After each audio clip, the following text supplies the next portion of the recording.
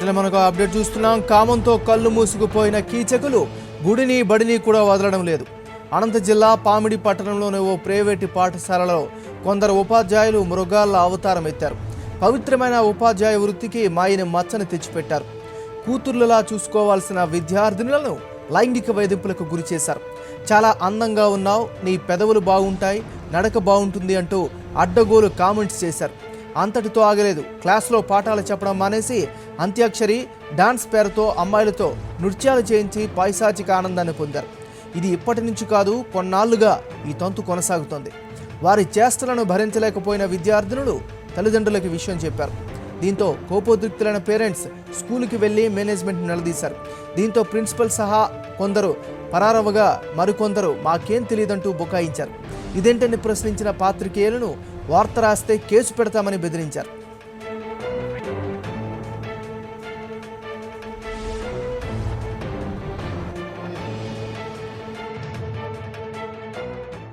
మేము ఏం చేసినా కూడా నేను మీ క్లాస్ టీచర్గా ఉంటాను, మీరంటే నాకు ఇష్టం లేదు అంటారు సార్. మళ్ళీ ఏం చెప్పినా కూడా కొడతాడు సార్.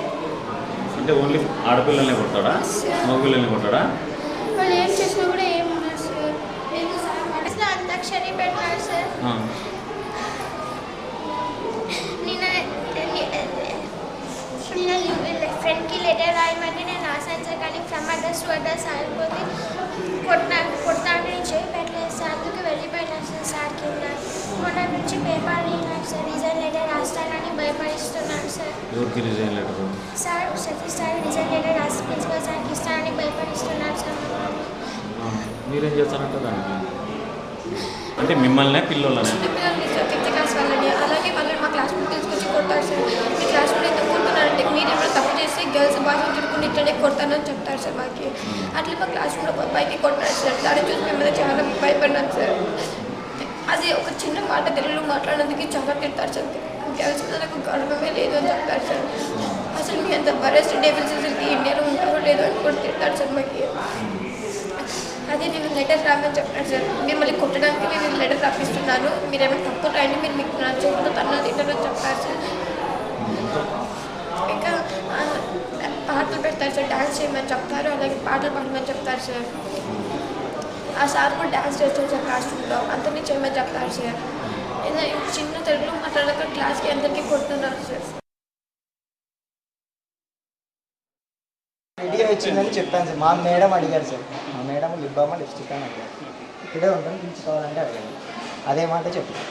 ఏమవసరం అమ్మాయికి లిప్స్టిక్ మీరు చెప్పాలి. మీరు చేసిన పని బర్త్డే రోజు ఆ అమ్మాయి లంచ్ తర్వాత నేను అదేమంటారు సార్ ఒక ఇదిలాగా చెప్పాను, అంతే బాగుందమ్మా అనేలాగా చెప్పాను సార్. నేను ఎక్కడ ఎటువంటి ఇంకా ఉద్దేశం లేదు సార్. మీరు ఎవరిని ఏమైనా ఎంక్వైరీ చేయండి సార్, నేను దాని వరకు ఫీల్ నేను ఈ మాట అన్నాను కాబట్టి ఆ మాట అన్నాను సార్ అని మీ దగ్గర చెప్తున్నాను. ఎక్కడికి వచ్చి ఇదే మాట చెప్తాను సార్. మేమైతే తప్పు చేయలేదు, ఆ మాట కూడా నేను తప్పుగా అనలేదు. అది ఫైనల్ సార్. ఇంకా మీరు ఇంకేమన్నా ఇంకా ఎక్కడికి పోయినా నేను ఎక్కడికైనా వస్తాను సార్. నేను అనేది నా రెస్పాన్సిబిలిటీ ఇది. నేను అడిగాను, పిలిచండి ఇప్పుడు అమ్మాయిని ఇక్కడికి. నేను సీరియస్ కూడా కాను, పిలిచండి అమ్మాయిని అడగండి. అది సార్ అందరూ నా గురించి ఏదైనా చెప్పినారంటే చెప్పండి సార్. అందరిలో నేను మాట్లాడినానంటే నేను ఎక్కడైనా తలంచుకుంటాను సార్. వద్దు సార్, నేను చెప్పేది వినండి సార్. నేను వినిన తర్వాత మీరు ఏమైనా తీయండి సార్, నేను ఒప్పుకుంటాను. నాది వినండి సార్ ఒకసారి.